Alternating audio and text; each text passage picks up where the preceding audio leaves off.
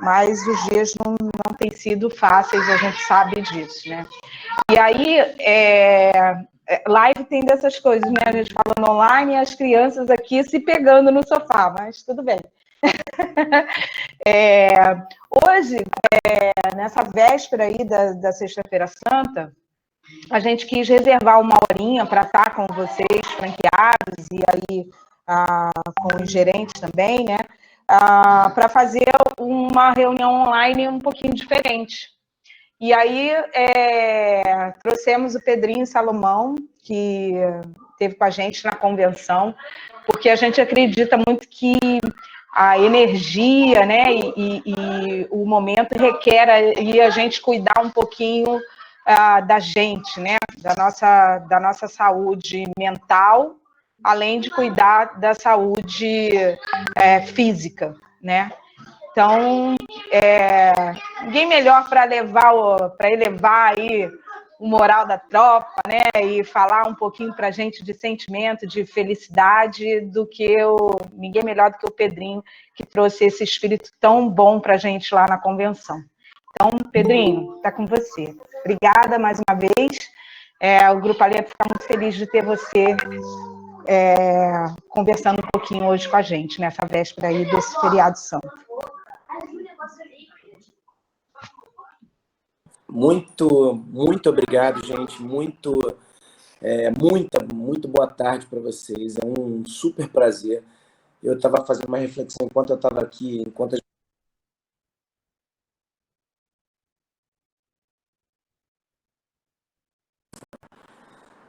Tá tudo certo? Estão me escutando?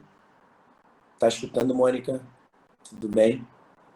Deixa eu fazer um negócio aqui. Peraí. Pronto. Agora acho que foi. Eu estava fazendo uma reflexão de como que as coisas são, né? A gente fez aquela convenção há pouquíssimo tempo atrás, resultados tão promissores, né? As coisas acontecendo de forma tão acelerada, e a gente faz uma reflexão agora diante de um momento em que a gente nunca poderia ter imaginado acontecer, né? E eu resolvi, durante esses últimos tempos, na escrita do meu terceiro livro, do Valor Presente, que eu até falei com vocês lá na convenção, eu resolvi ler um pouquinho trabalhos de autores que escreveram sobre distopia, né? A distopia, ela é quase que um paradoxo, né, da utopia, e aí eu comecei a reler Admirável Mundo Novo. Eu já tinha lido um pouquinho, mas tinha parado em 1984, e são livros que falam de um futuro muito, quase que um pesadelo, né? Em vez de ser um sonho utópico, um pesadelo, um futuro inimaginável da sociedade como um todo. E o Admirável Mundo Novo, que foi escrito, né, mais de 50 anos atrás, traz esse olhar de um mundo que estava por vir, né, que era praticamente impossível, que quando a gente olha, ele se assemelha muito ao mundo que a gente vive hoje, né?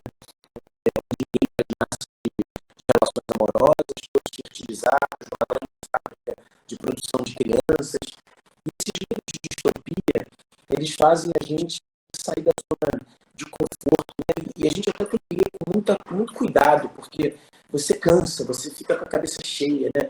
Chega um momento que você está querendo sair daquela leitura, mas ao mesmo tempo você quer voltar, você fica curioso para entender como é que vai terminar aquela história inteira. Eu podia comparar esse momento a uma grande distopia. Eu acho que a gente nunca poderia ter imaginado passar pelo que a gente passou, o que a gente está passando. E aí, alguns pontos eu acho que são muito interessantes. Assim. Primeiro que, independente da religião de cada um, a gente está, né, vivendo isso no ano de 2020 por conta de Gesa, né? É Jesus que criou esse calendário para a gente. O mundo se divide, né, antes e depois da vida desse cara, que para uns era um cara muito louco, para outros um curandeiro, para outros um grande profeta, para outros o Salvador, mas não importa, né, quem ele era, o que eu quero trazer de primeira reflexão aqui para a gente, porque a quinta-feira do Lava Pés, na minha opinião, de todas as celebrações da liturgia católica, é a mais bonita. É a missa que mais mexe comigo, por um simples fato, pelo exercício da humildade, né? Quando quando o GESA, você imagina, né? Há 2020 anos atrás, um pouquinho menos, né? Porque ele morreu com 33, 2000 anos atrás, ele sai de um poder absoluto, depois de ter realizado todos os milagres, depois de já ser conhecido como um dos caras mais poderosos do mundo, ele resolve lavar o pé de todos os seus amigos, né? De todos os seus parceiros antes da última ceia. Essa metáfora, né? Essa parte da história, eu acho que ela faz muito sentido para o que a gente está vivendo agora. E por que eu digo isso? Né? Porque a gente está... É muito louco como a gente sai da nossa razão quando a gente tem que fazer análises que mexem com a gente, né? Com o nosso interior, com a nossa vida. A gente é muito bom para ser racional quando o problema está longe da gente. As teorias todas funcionam. Quando a gente está sendo impactado diretamente, né? A gente parte para a briga, a gente emite as opiniões mais intuitivas. E eu fico observando como a gente está, nesse momento, né?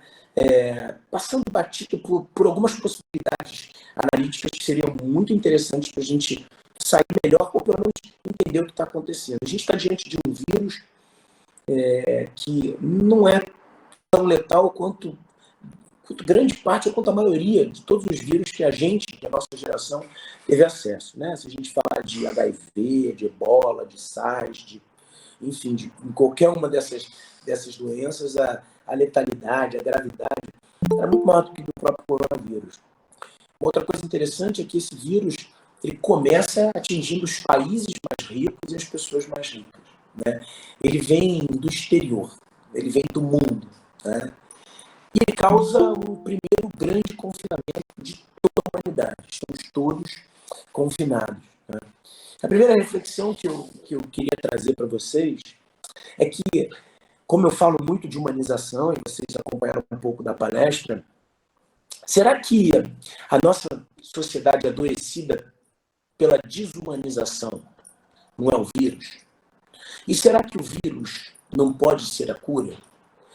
Essa primeira reflexão, ela me faz lembrar de algumas coisas que acabo escrevendo sobre esses temas, talvez tenha mais facilidade de perceber. A primeira delas é que uma frase que eu escutei à torta e à direita, acho que todos nós escutamos, né? Era aquela ideia de que muita gente falava, eu queria que o mundo parasse para eu descer. Né? Muitos de nós falaram isso, tomara que o mundo pare para eu poder descer. O mundo parou, de verdade, o mundo parou, e a gente ficou com medo danado de descer. A gente continuou dentro daquela cápsula fechada do mundo e a gente não conseguiu ainda sair para olhar o que está acontecendo. O primeiro impacto que essa relação causa para mim é a possibilidade institucionalizada da gente desacelerar. A gente que achou que o desacelerar era um exercício quase que impossível, a gente começou a conviver com ele como um exercício compulsório. Todo mundo tem a obrigação de desacelerar. Porque por mais que a gente queira, que a gente possa eu não consigo vender Radvisa para ninguém. Né? Por mais que a gente queira, a gente não consegue comer num restaurante ou nem sequer para fazer compras. Ou seja, a gente teve as nossas vidas desaceleradas. Só que a gente ainda não conseguiu ajustar o nosso relógio ao relógio do mundo. Eu tenho quase certeza que essa grande parada era uma grande possibilidade para a gente pegar lá, ajustar os nossos reloginhos, alinhar ele com os planetas, com o dia que se põe, e a gente começar a fazer a nossa vida ter um pouco mais de correlação com o tempo presente, com o tempo que está aí fora. Só que a gente não conseguiu fazer isso ainda. A primeira frase que me marcou muito durante esse confinamento compulsório veio logo no dia 13 de março, na sexta-feira 13. Foi o dia em que a gente decidiu fazer a quarentena, começar a quarentena aqui na Rádio Bisa, e foi o dia que as aulas foram suspensas. E aí, de lá para cá, ficamos todos confinados. Esse primeiro dia, a primeira coisa que eu escutei foram pais e mães no grupo WhatsApp da escola, que eu contei para vocês que eu faço parte, que a minha esposa não faz parte, as pessoas dizendo que estavam diante de um grande problema, de um grande desafio. O desafio maior de grande parte de todos nós não era já pensar nas economias financeiras, muita gente achou que o mercado ia abrir, era saber o que a gente ia fazer com os nossos filhos durante 2 semanas, o tempo inicial de confinamento dado pelas autoridades, no Rio, em quase todas as partes do Brasil, o que a gente ia fazer com os nossos filhos durante 15 dias. O desespero tomou conta de todos os pais e de todas as mães, e ele foi agravado com uma notícia que chegou uma semana depois, quando a gente teve que dispensar os nossos ajudantes, as nossas babás, as pessoas que trabalham nas nossas casas, porque a dica, o conselho, o aconselhamento era de que o isolamento deveria ser total, e que o transporte público era um grande veículo de levada do tal vírus, que até então era bem desconhecido de todos nós. Aí que o desespero foi total. Ficar em casa com as nossas crianças sem a ajuda de ninguém. A gente consegue sair para trabalhar durante 8, 9 horas, a gente consegue abrir loja, a gente resolve uma série de problemas, a gente se orgulha disso. A gente pratica, olha que loucura, a gente pratica na nossa relação com o trabalho o único suicídio moral aceitável na nossa sociedade. Porque quando alguém conta pra gente que está se matando nas drogas, ou quando a gente descobre que alguém tá usando demais remédios, e a gente fala, essa pessoa vai se matar, a gente tem pena, a gente tem dó, a gente torce para, a gente até tenta ajudar e torce para que ela faça um tratamento. Só que quando alguém diz pra gente que está se matando de trabalho, a gente acha bonito, a gente acha nobre. O trabalho é o único suicídio moral aceitável pela nossa sociedade. A gente sabe assumir os maiores desafios lá e a gente não consegue assumir talvez o único desafio que nós instintivamente estejamos preparados, sermos pais e sermos mães. Quando me perguntavam o que fazer durante essa quarentena, eu falava, seja pai, seja mãe. Você vai ter a maior oportunidade de toda a sua vida de se dedicar a isso. Quando a Mônica está com o áudio aberto, e os filhos estão brincando em casa, a gente está escutando o desenho, né? Está escutando a brincadeira, e eu enxergo uma beleza enorme nesse momento. Sabe por quê? Porque ele é inclusivo, todos nós estamos passando exatamente pelas mesmas coisas. Mas a gente ainda continua se travestindo das nossas armaduras, das nossas posturas de líderes empoderados. E a gente fecha a porta e a gente quer que todo mundo creia que o nosso ambiente de trabalho é incrível e maravilhoso e que a gente nunca é atrapalhado. Mais do que isso, a gente está estabelecendo as relações de trabalho exatamente como elas eram. Você continua trabalhando em casa, trabalha demais e trabalha durante 8 horas. É impossível trabalhar durante 8 horas. Porque você tem filhos em casa para cuidar. E se você não tem filhos, você tem uma casa para cuidar. Mais do que uma casa de filhos para cuidar, você precisa se cuidar. A gente passou batido, está passando batido por essa grande oportunidade que a gente tem de, se não mudar o mundo, mudar o nosso mindset. Mas sabe por que a gente não consegue fazer isso? Porque a gente incluiu no nosso pré-requisito básico de sobrevivência a pressa. Todos nós nos sentimos dignos de sentir pressa. A gente fala para todo mundo que a gente tem muita pressa durante o dia. A gente só não percebe que o pior antídoto, o pior remédio, a pior característica que a gente pode ter para viver um momento como esse é a pressa. Primeiro porque a pressa ela está associada a uma característica que se chama atraso. O apressado, quase que 100% das vezes, é o atrasado.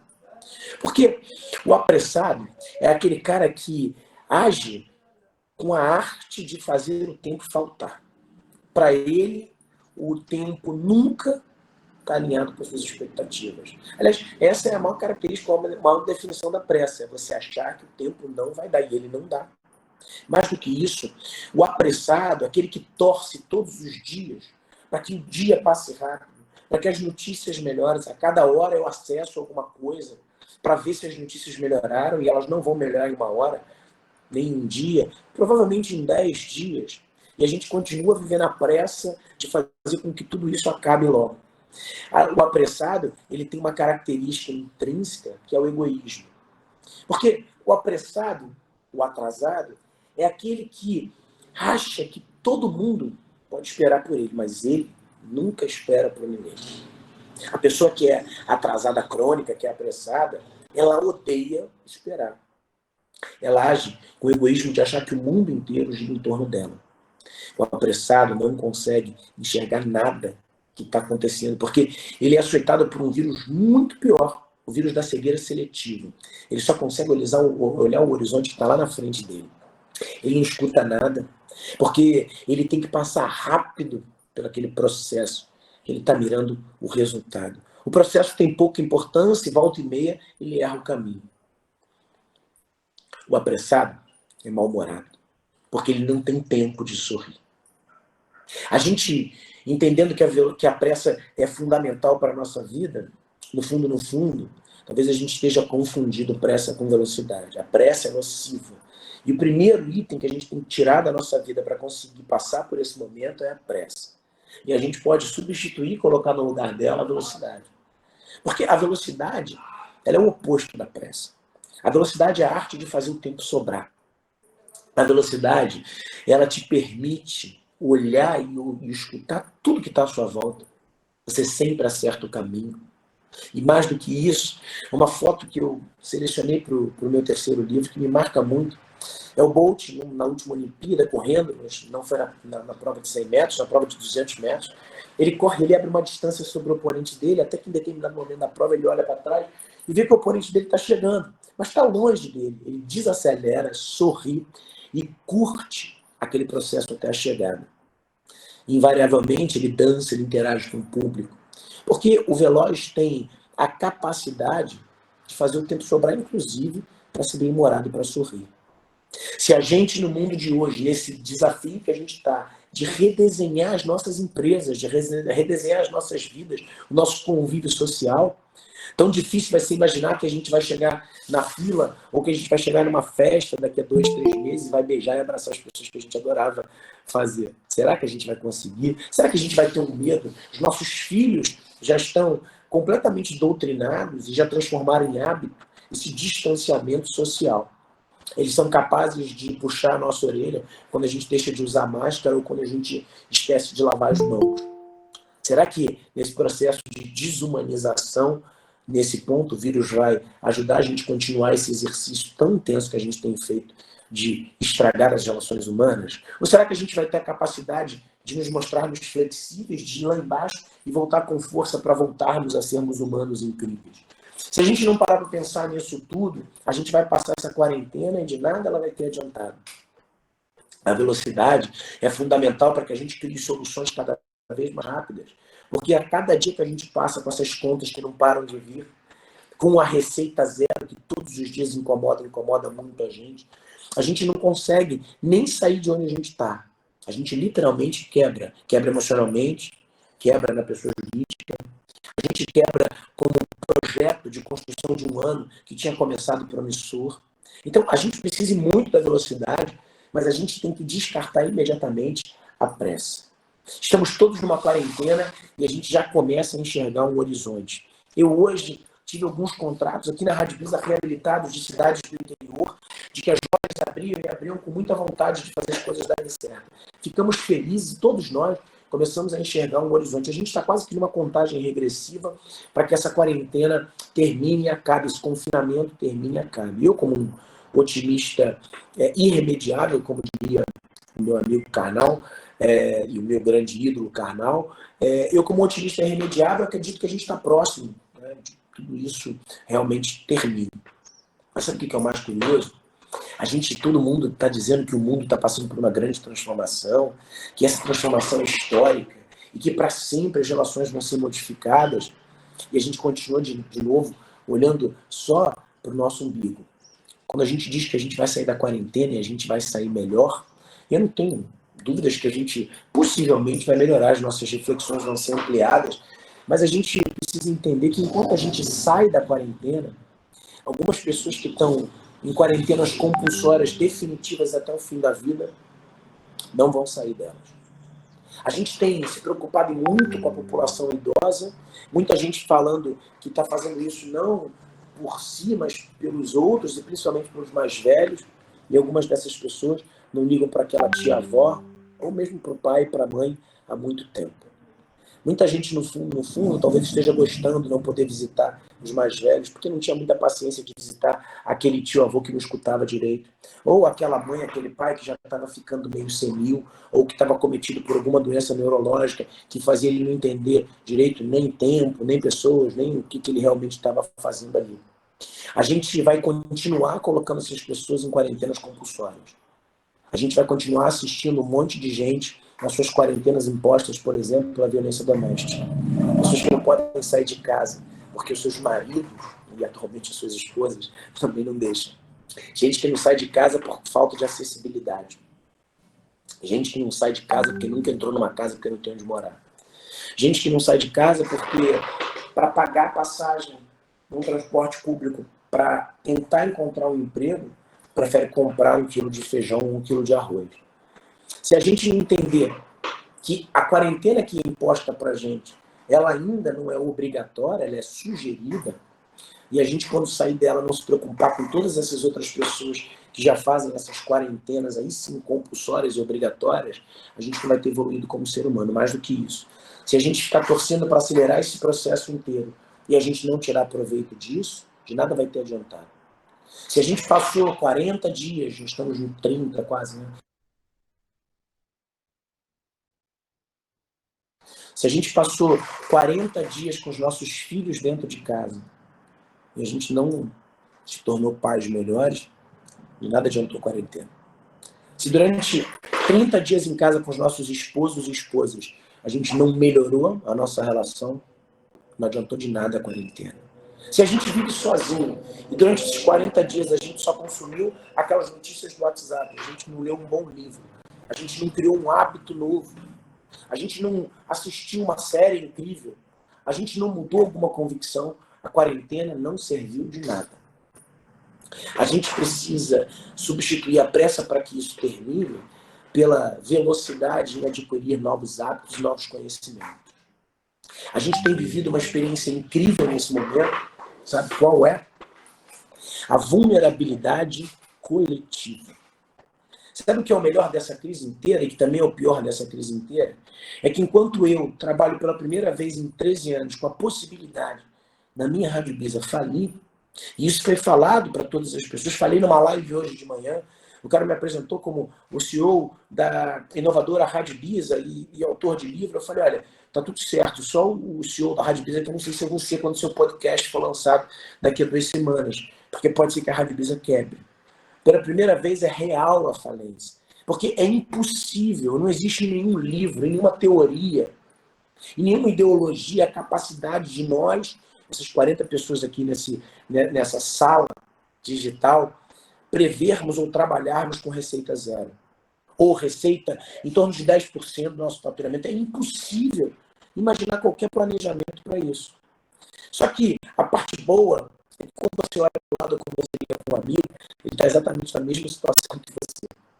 Está todo mundo exatamente no mesmo lugar. E a parte boa, a parte ruim, é que também está todo mundo no mesmo lugar. Você não tem um amigo para pedir uma ajuda, nem que seja financeira ou estratégica, para conseguir sair da crise. Ou seja, todos temos que obrigatoriamente trabalhar o quesito mais importante para a construção de líderes melhores, a vulnerabilidade. A vulnerabilidade, que é um tema difundido, muito falado pela Brené Brown, uma das autoras best-sellers do momento, está na lista das mais vendidas do New York Times. Ela escreve um livro, depois de 20 anos de estudo, que se chama A Coragem para Liderar. E o ponto principal dela é associar a vulnerabilidade, dizermos que temos fraquezas, que estamos com medo, que estamos ansiosos, que não sabemos o que vai acontecer.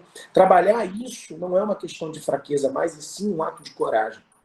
Essa possibilidade de agora todo mundo trabalhar suas vulnerabilidades, inclusive com seus filhos dentro de casa, isso sim é transformador. Se a gente, a partir de agora, tiver a coragem de trabalhar as nossas vulnerabilidades, com certeza sairemos seres humanos melhores. Eu estava na pracinha esses dias e uma cena me marcou muito. Tinha um amigo do meu filho, que eu conheço, que eu sei o nome.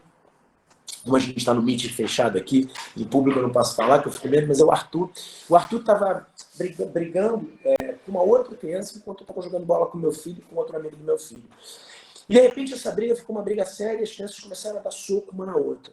Eu conheci as crianças, fui lá para separar, e antes de eu separar, o pai do outro menino separou. O pai botou a mão no peito do menino, tirou ele e brigou com ele. Falou, olha, eu não quero que você brigue, mas quando você brigar e o amigo te empurrar, você empurra ele com toda a sua força. Você não vai levar desaforo para casa. Ele falava isso alto, numa praça. Aquilo me deu uma vergonha alheia. E eu percebi que o menino começou a chorar depois que o pai falou com ele assim. Ele não entendeu direito, ele começou a chorar. Um tempo passou, eu chamei o Arthur para brincar com a gente. Depois que aquilo tudo passou, uns 15 minutos depois, eu fui naquele menino. Eu falei, você não quer vir brincar com a gente? Ele falou, olha, tio, eu quero. Mas eu estou muito triste. Aí eu falei, você está triste porque você brigou com o Arthur, mas deixa eu te contar uma coisa. Daqui uma semana, 2, 3, você não vai nem lembrar. Daqui a um ano vocês vão ser amigos, vão ter se conhecido por conta disso, e não vão lembrar que vocês brigaram. E aí ele, com a sabedoria que só as crianças têm, falou, tio, o problema é que eu estou 2 vezes triste. Eu falei, você está 2 vezes triste? Ele falou, é. Primeiro porque eu briguei com esse menino. E depois, porque o meu pai pediu para eu brigar com esse menino. O meu pai não sabe que eu odeio brigar. Eu me emociono quando eu falo dessa cena, porque a gente tende, inclusive com os nossos filhos, a achar que os sentimentos são muito simples. E que uma criança só entende o que é alegria e o que é tristeza. A gente esquece de trabalhar com eles todos os outros sentimentos que permeiam a nossa cabeça. Seria muito fácil se a gente só sentisse tristeza e só sentisse alegria. Mais ou menos o que tem passado na nossa cabeça. Tem dias que a gente acorda com a esperança de que as coisas vão acontecer e que vão melhorar. A gente escuta uma notícia ruim e aí gera ansiedade. Muitas vezes a ansiedade gera tristeza porque a gente tem que demitir um colaborador ou porque a gente vê alguém sofrendo do lado da gente. Mas aí a gente tem um momento de euforia quando a gente escuta uma palavra legal ou conforto. A gente está cada vez mais dentro de um confinamento como é o Big Brother, lidando com os nossos sentimentos mais intuitivos, mais genuínos, mais verdadeiros. E se a gente fizesse isso com os nossos filhos? E se a gente aproveitasse esse tempo, por exemplo, para falar com os nossos filhos sobre sentimentos? Eles sabem muito mais do que a gente trabalhar de forma natural esses sentimentos. É legal a gente aproveitar esse momento, por exemplo, para falar para o nosso filho o que é ansiedade, para falar para o nosso filho o que é liberdade, para falar para o nosso filho o que é infecção, o quanto que a gente tem medo de perder a nossa saúde.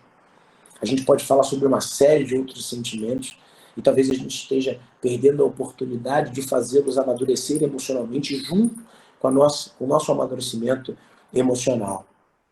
Eu queria começar a fechar, porque eu acho que se a gente quiser fazer perguntas aqui, falando um pouco do nosso papel como líderes desse processo inteiro, de tudo que está acontecendo. Eu fiz uma live essa semana com um cara que eu admiro muito, muito mesmo, o André Iorio. O André é um italiano, um cara incrível, um jovem de um talento absurdo, aquele gêniozinho, né, que eu falo que eu tenho um pouco de medo. Ele foi agora, acabou de sair, né, ele era chefe de inovação da L'Oréal Brasil. Ele foi o cara que implementou o Tinder aqui no Brasil. E ele escreveu um livro que é muito bacana, que se chama 6 competências para surfar na transformação digital. Tem uma parte do livro dele que a gente falou muito na live que a gente fez junto, que é dessas 6 competências. Sabe qual é? A mente de principiante.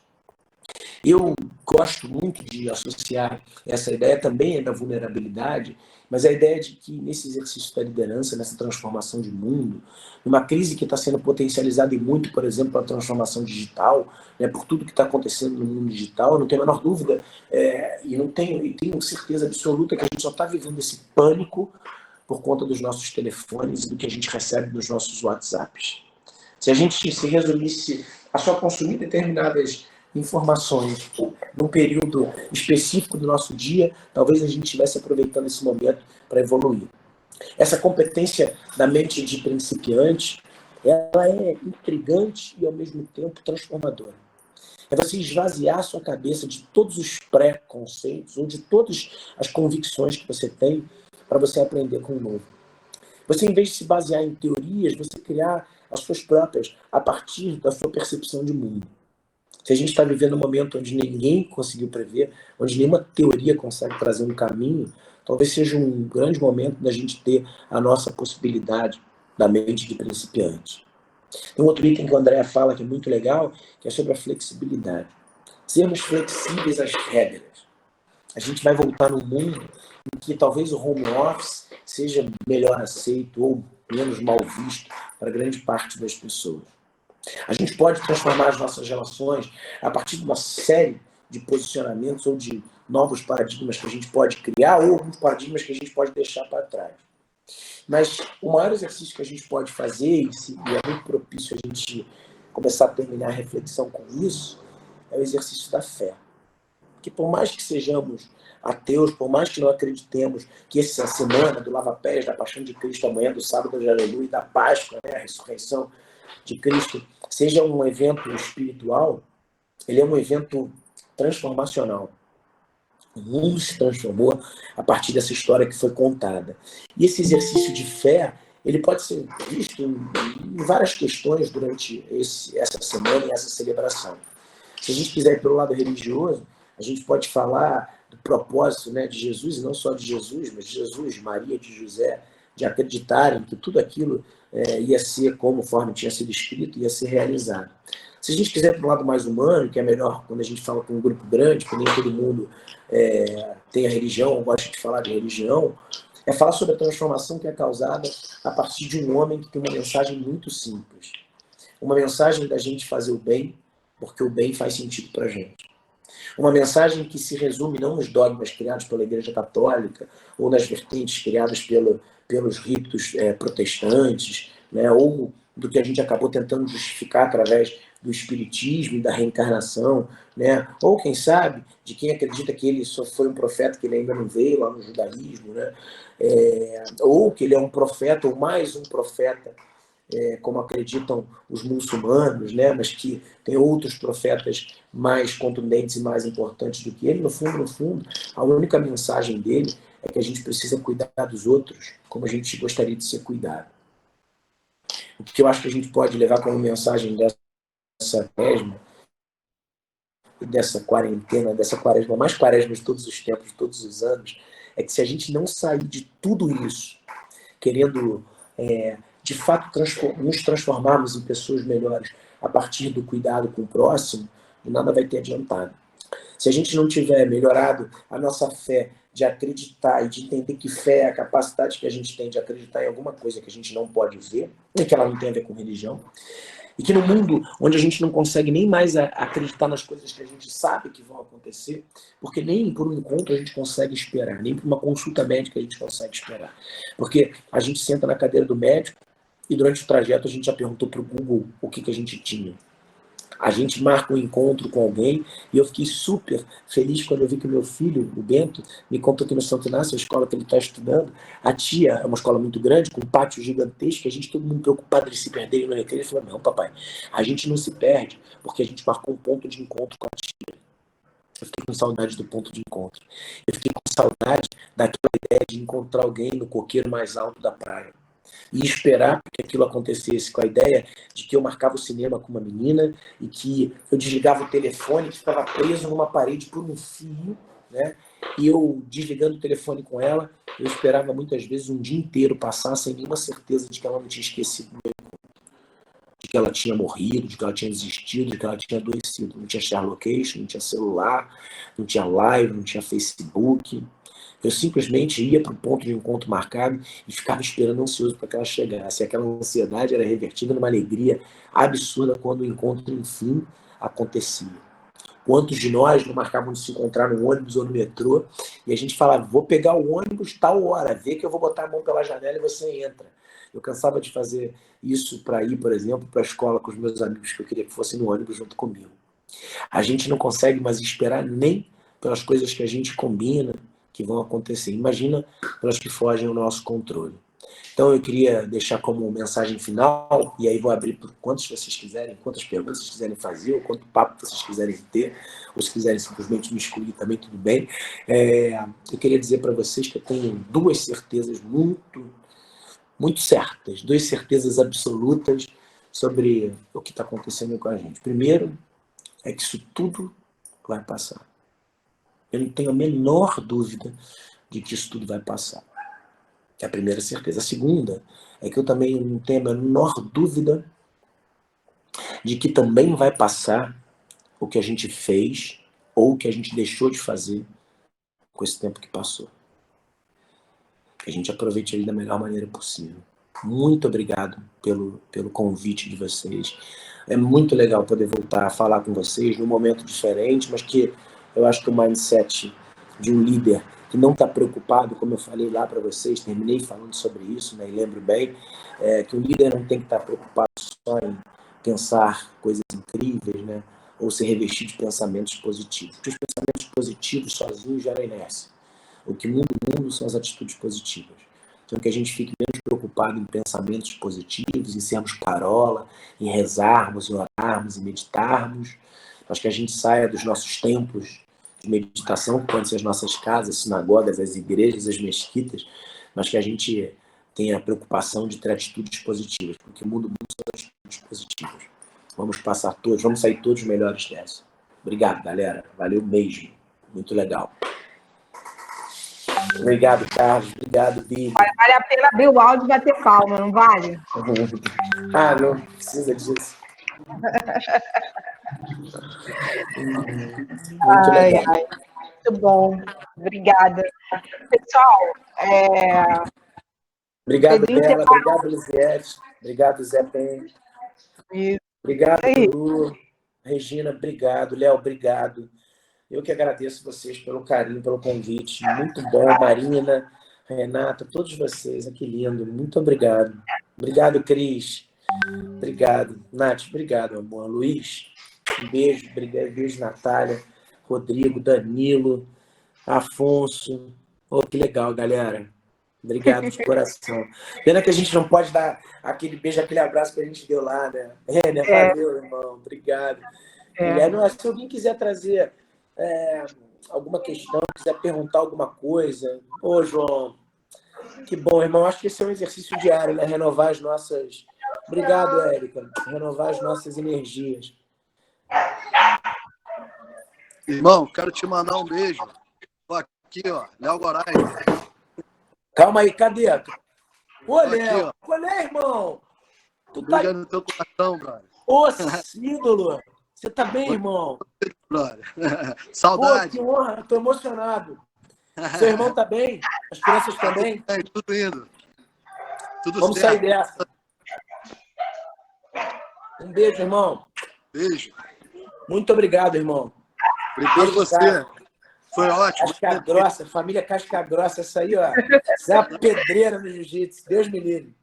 É verdade, é verdade. Tamo junto, valeu. É verdade. Legal. Ai, que bom que a gente teve esse momento. A gente pensou assim, em fazer essa reunião de hoje assim, com esse coração, né? De fazer um momento diferente, dos franqueados, trazer uma energia diferente, né? E eu acho que a missão está cumprida aí, né? E você falou uma frase que eu acho que faz muito bem o sentimento que a gente queria fazer, né? Fazer o bem porque o bem faz sentido para a gente, né? Isso faz muito sentido para a gente, ter um momento com nossos franqueados, com pessoas que se dedicam na loja, né? Alguns trabalhando aí, atendendo delivery. Então, ter um momento desse que faz bem para a gente faz muito sentido. Você sabe uma coisa que eu queria, assim, vocês são tão queridos, eu queria só compartilhar uma coisa que eu falei, mas só falar verdadeiramente, que eu acho que é muito importante, que é o seguinte, pela primeira vez na minha vida, eu passei por um momento dual em termos de carreira, né? Por quê? Porque a Rádio Bisa, como a grande maioria conhece, né? A gente trabalha com identidade musical, com trilha sonora, e a gente teve, logo que começou a crise, a gente tinha um cenário desenhado muito ruim, né? Muito ruim. E o cenário se concretizou. Então a gente foi quase que para receita zero. Os nossos amigos, a gente chama os clientes todos de amigos, né? As lojas de varejo de moda, gastronomia, todo mundo fechando, e todo mundo pedindo a suspensão temporária dos serviços, e a gente começou a trabalhar com uma possibilidade real de falir, de falência, né? O lado pessoa física, né? As reflexões que eu trago, inclusive como autor, continuaram funcionando e funcionando muito bem, porque o coronavírus ele é um prato cheio para quem está escrevendo um livro sobre ansiedade, imagina, né? Sobre o valor do presente. E aí, a gente enxergar que a gente pode separar a pessoa física da jurídica, né? Mesmo com muita dor, né? Que é você ter que dispensar funcionários, você ter que pensar numa falência. Quando você lida com essa vulnerabilidade, com maturidade, com controle emocional, né? Eu passei por um belo teste de validar tudo que eu falo na prática com um momento muito difícil, né? Muito difícil financeiramente, mas mais do que isso, ideologicamente, porque a ideologia da Hard Business é um coletivo onde a gente... Só que até nesses momentos a gente pode fazer reflexões que são completamente transformadoras para a vida. A primeira coisa que a gente fez foi no próprio dia 13, quando a gente tomou a decisão de mandar as pessoas para casa, que é uma sexta-feira, eu passei o final de semana inteira pensando no que de positivo podia ter nesse momento inteiro. E a primeira conclusão que eu fiz, e na segunda-feira eu implementei, foi que a empresa nunca mais voltaria a ter escritório. Eu, na própria segunda-feira, eu entreguei todos os escritórios do Rio, de São Paulo, sugeri que de Curitiba, que é uma parceria, também fosse entregue, para que a gente só trabalhasse de home office. Mais do que isso, para que a gente, juntos, a gente criasse um home office que fosse completamente transformador na vida das pessoas. A gente tinha adotado 100% de transparência, então a gente começou a conversar com os nossos colaboradores sobre todas as ideias que estavam pintando. E a gente chegou a uma conclusão, que virou um manifesto, que é o seguinte: só para trazer para vocês um pouco de luz sobre o que pode ser criado nesses momentos difíceis, né? Claro que vocês trabalham com um produto final, é completamente diferente da economia criativa. Mas o que a gente percebeu é que a economia que a gente conseguiu gerar obrigatoriamente. É igual a história do governo que diz que nunca teve dinheiro e agora tem dinheiro para pagar R$600 para todo mundo ou para liberar linhas de crédito para o pagamento de salário a 3,75 ao ano com carência de 6 meses. A gente fala, mas não tinha dinheiro, né? É um pouco do que funciona com a gente. Mas eu não tinha de onde tirar, sempre tem. E aí a gente criou um novo olhar sobre isso tudo. Se a gente sobreviver, né, e vai ser difícil, mas se a gente sobreviver, o que a gente vai fazer é pegar toda essa economia e direcionar primeiro para uma economia colaborativa. Como que eu faço? Eu diminuo as minhas mensalidades em cima da melhora dos meus processos. Então, a gente vai dizer para os clientes que a gente está diminuindo o valor da nossa cobrança, porque por conta do coronavírus a gente mudou os nossos processos. E a outra parte, que aí é uma parte, eu de novo, né, gosto muito do óbvio, que é uma parte que para mim é muito óbvia. Sabe o que a gente fez durante todos esses tempos? A gente se preocupou em criar escritórios incríveis para que as pessoas pudessem vir trabalhar. E várias pessoas que vinham trabalhar em escritórios incríveis moravam em lugares completamente tenebrosos. O que a gente pensou é que o que a gente gasta para ter um lugar incrível para as pessoas trabalharem, talvez, se a gente reverter metade desse valor, por exemplo, por mês, a gente consegue construir escritórios incríveis dentro da casa das pessoas. E a gente consegue fazer com que essas pessoas tenham muito mais dignidade para viver dentro das suas casas, né? E aí a gente está criando estou criando todo um alinhamento, todo um manifesto de trabalhar a economia criativa dessa casa. Em vez de a gente criar ambientes aqui para as pessoas virem, a gente cria lá na casa delas. E se a gente está pensando, por exemplo, alguém que vive numa comunidade ou vive num apartamento pequeno, né, sei lá, com R$5.000, que muitas vezes é um quarto do valor que você gasta num aluguel de um escritório bacana, você consegue refazer a casa daquela pessoa para que ela tenha um ambiente incrível. Então, eu acho que a gente pode se liberar dos nossos preconceitos, né, e começar a pensar numa transformação ampla. Só quis compartilhar isso com vocês porque acho sincero, né, e é uma coisa que a gente está passando aqui. Como a gente consegue pensar em coisas completamente assim fora da caixa, né? Fora que nunca ia pensar num negócio desse, numa via normal, né? No trâmite normal, no curso normal, como a gente estava vendo, né? Perfeito. A Regina falou um negócio que eu falei essa semana que é lindo, Regina. Ela botou, olha só, isso que você está falando é muito importante. Eu descobri que não somos virtuais mesmo. que esse mundo digital é para ser usado como ferramenta, mas a vida presente, a vida em sociedade é fundamental para o ser humano. Olha, Regina, eu assino embaixo. Eu tenho falado muito sobre isso, inclusive com relação ao consumo. Enquanto todo mundo fala que a gente vai entrar numa era de restrição, eu acho que vai ser o contrário.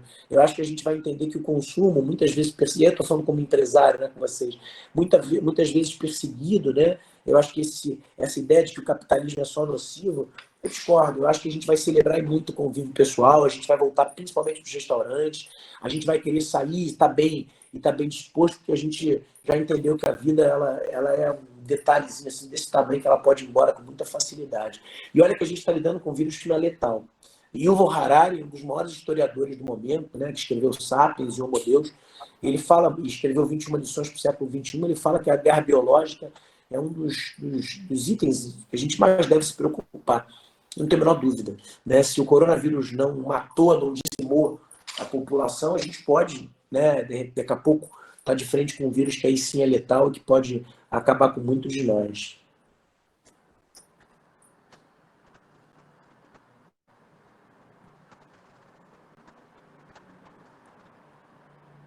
Obrigado, Cris. Obrigado, Kari. Muito obrigado. Érica, um beijo enorme para você. Muito legal. Vocês estão me escutando? Eu não estou escutando ninguém aqui. Então, né? Então tá bom. Eu estou só agradecendo aqui. Obrigado, gente. Michele, obrigado. Pô, Léo, mais uma vez, obrigado. A gente tem que marcar um treino. Deus me livre, meu tempo. Lívia, obrigado. Todo mundo, obrigado pelo carinho de vocês. Muito obrigado mesmo, de coração. Espero que a gente tenha tido aí né, uma reflexão, que a gente aproveite essa Páscoa em família e que a gente aproveite esse tempo que resta para a gente aí, junto com as pessoas que a gente ama. E se a gente está sozinho, melhor ainda para a gente se amar mais, né? Para a gente poder investir na gente. Invistam em vocês, aproveitem esse tempo. Eu estou fazendo muito isso. Estou lendo coisas que eu não lia, estou lidando com outras realidades, estou vivendo abundantemente a vida dos meus filhos. Estou tendo consciência cada vez maior do impacto que a gente pode ter com as nossas atitudes. Estou cuidando dos meus funcionários. Estou fazendo tudo que me é possível. Só as baratas. Porra, Marcelo, resolvi o meu problema, cara. Se o vírus só mata. Barata não morre, cara. É um bicho desgraçado, cara. Feliz Páscoa, Afonso. Nossa, pânico desse bicho, cara. Eu tava saindo. No pânico, é um cagaço que eu tenho, não adianta. Eu tenho medo da porra desse bicho. Tava saindo na garagem, tinha um gigantesco. Eu vejo um cachorro, cara, eu não vejo uma barata, não. Eu vejo um pitbull, parece que vai avançar em mim, é um negócio louco. Gente, obrigado. Gente, é isso. Muito obrigada mais uma vez. Eu que agradeço. Está acabando aqui. A gente vai ter às 19 horas aí a live com o Felipe. O Afonso, está na hora de superar isso, hein, Felipe? Mas eu melhorei. Eu melhorei, Afonso. Eu não faço mais escândalo, eu fazia. Ai, ai. Valeu, Leozão. Beijo, gente. Fiquem com Deus. Tudo de bom. Tá? Ótima Páscoa. Tá bom, fica com Deus você também, tá? Obrigada. Beijão para vocês. Obrigada, querida. Fica com Deus. Amém. Tchau, tchau. É isso aí, pessoal. Beijão para vocês. Uma excelente Páscoa, um excelente feriado santo aí para todos nós, né? Vamos voltar aí com energia total, tá bom? Um abração para vocês. Às 19 a gente se vê na live do Felipe, tá bom? Obrigada, gente. E obrigada aí, Mônica, obrigada, porque o cara realmente é muito bom. Tive a oportunidade aí de participar disso. Muito bacana. Valeu, galera. Boa noite aí, feliz Páscoa. E até daqui a pouco, né, na live do Felipe. Valeu. Tchau, tchau.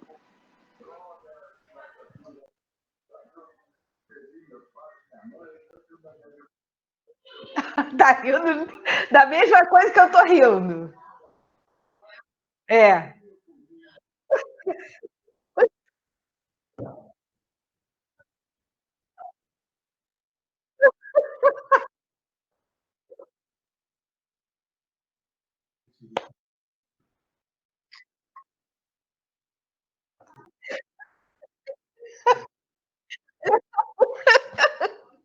Ai, ai, gente.